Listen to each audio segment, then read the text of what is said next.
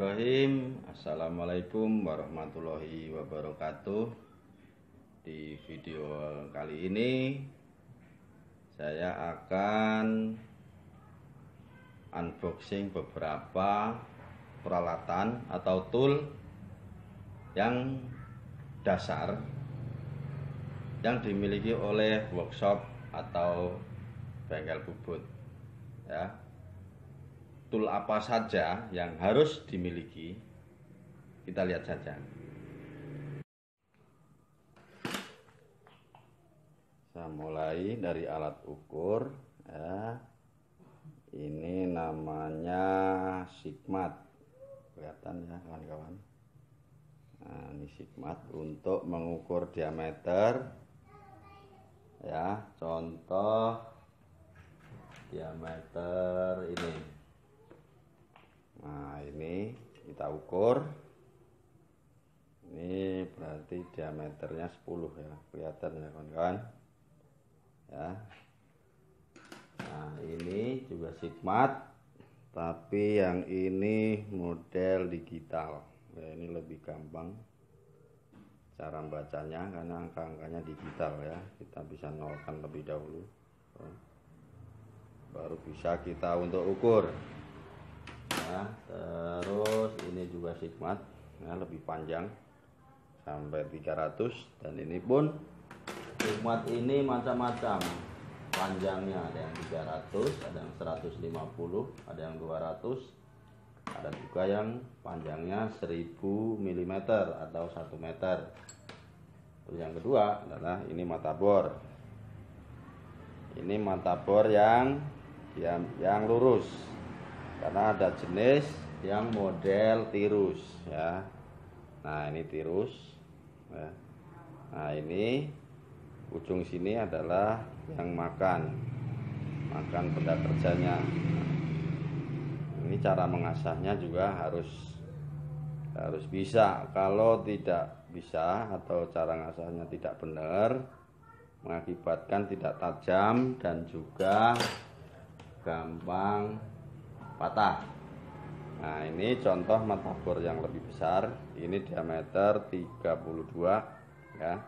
Ini modelnya tirus. Biasanya mata bor semacam ini dipakai khusus untuk mesin-mesin drill, khusus hanya untuk ngebor saja ya. Terus nah, ini end mill ya, end mill carbide. Nah, ini mata bor juga. Ini mata bor carbide ya. Jenis bahan carbide yang jelas lebih mahal, tetapi untuk pemakaiannya lebih tajam. Ini end mill juga ya, ukuran lebih kecil. Fungsinya untuk melobangi bisa, untuk bikin oval juga bisa. Ya, untuk wrapping juga bisa. Nah, ini namanya tab.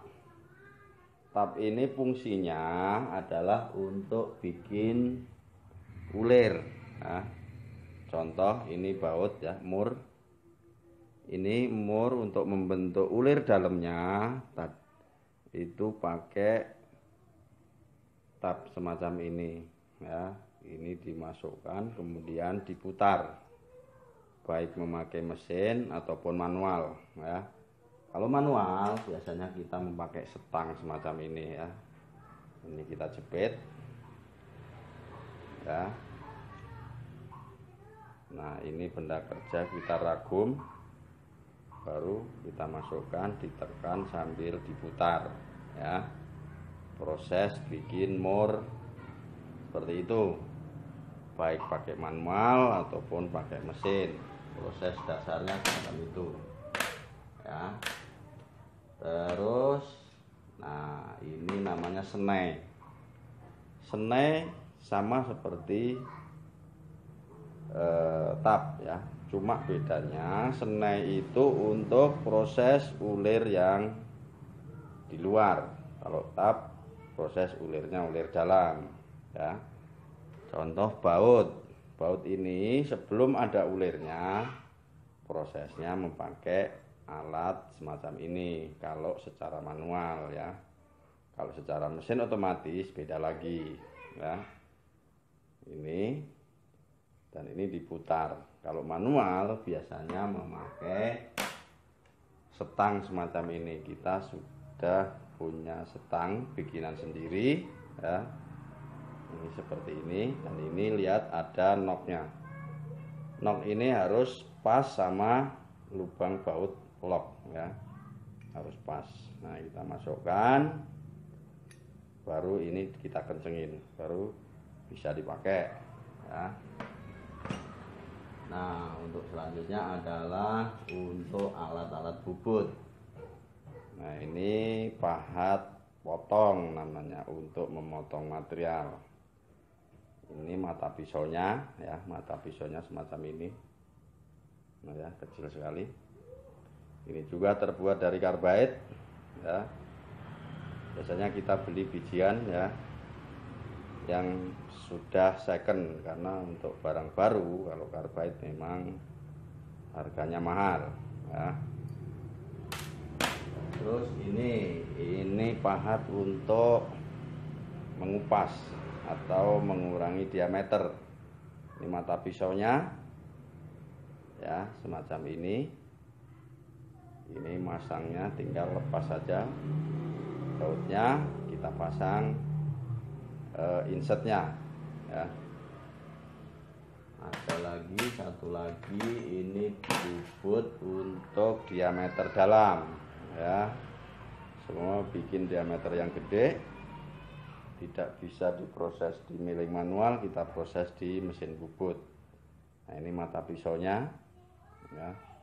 Cara makannya insya Allah nanti akan saya bikin video kembali bagaimana cara membubut diameter dalam ya.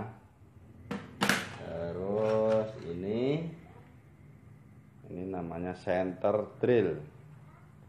Center drill fungsinya untuk menentukan titik saat mau dibor ya. Untuk menentukan titik biasanya memakai DRO kalau untuk posisi-posisi mesin manual ya. Kita senter dulu, baru proses ngebornya ya. Nah, untuk mata bor ada beberapa ukuran ya. Kita juga punya ukuran yang lebih kecil, contoh semacam ini. Kecil sekali ya, ini ukuran diameter 2 mili ini ya. Bisa diukur diameter sininya pakai sigma tadi. Ada lagi yang lebih kecil ya.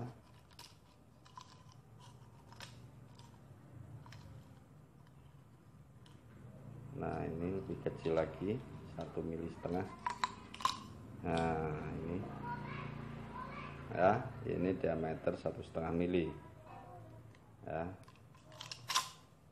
Dan ini rawan patah kalau kita tidak bisa mengatur speed putaran mesinnya ya.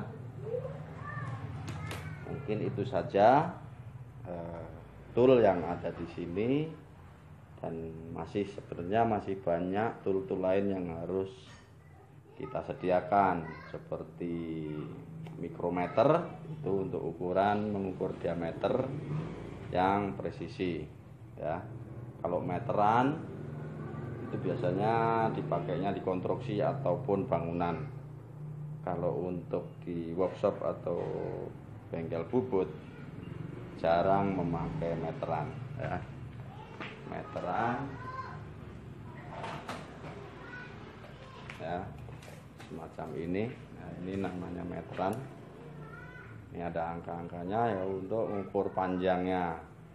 Karena kalau di workshop itu kita acuannya adalah mili ya. Contoh semacam ini kan kalau di konstruksi atau di bangunan itu 10 cm, tapi kita hitungnya 100 mili. Semacam itu, acuannya adalah ukuran milimeter ya. Oke kawan-kawan, cukup sekian unboxing dari saya. Mohon maaf Saya hanya sharing saja dan tidak maksud menggurui.